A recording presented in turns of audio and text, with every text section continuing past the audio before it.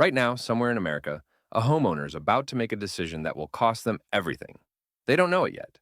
Their real estate agent isn't telling them, their lender definitely isn't warning them. Because the housing market is flashing every single warning sign before a crash, and almost nobody's paying attention. Do you know the difference between 2008 and right now? Back then, people saw it coming. This time, the warning signs are hidden in plain sight. And if you're thinking about buying a house in the next 6 months, you need to understand what I'm about to share with you. Because the data doesn't lie, and the market is already moving. A lot of people don't think we're heading for another crash like 2008 because the variables are different. No subprime loans, no adjustable rate mortgages everywhere. Unemployment isn't at 10%. But here's the thing. Do you realize this crash won't look like the last one? That's exactly why people are underestimating it. We're seeing different warning signs that are equally concerning. Three things are fundamental here: interest rates, wages, and consumer confidence. Want to know how these three factors are going to pull the entire housing market down? Over the past 20 years, historically low interest rates have artificially inflated demand and prices while suppressing supply.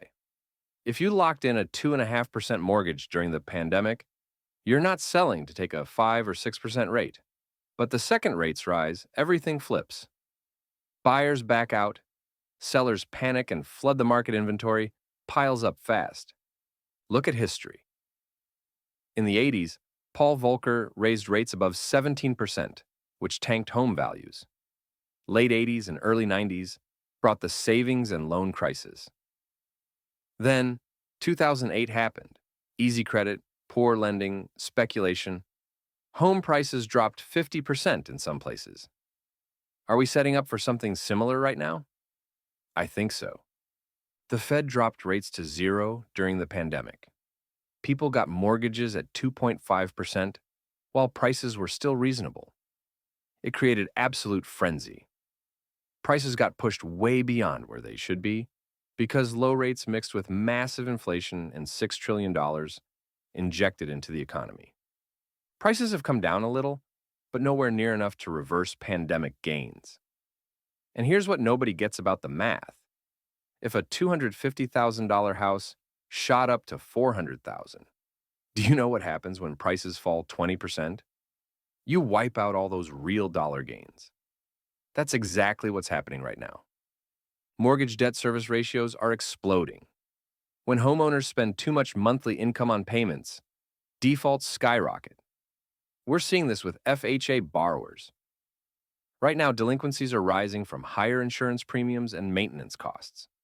Some lenders are giving loans at 45 to 50% debt-to-income ratios.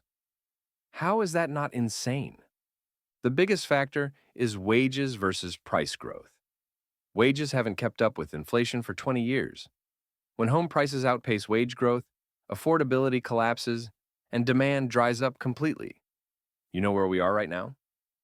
Exactly there. Add risky lending practices, adjustable rate mortgages, subprime mortgages, zero down financing. And you know what that tells you? The market is overheated. We're seeing all of it happen now. Homebuilders are slashing prices at the highest rate in 3 years.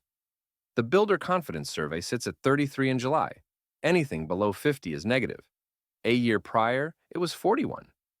38% of homebuilders cut prices in July, the highest since tracking started in 2022.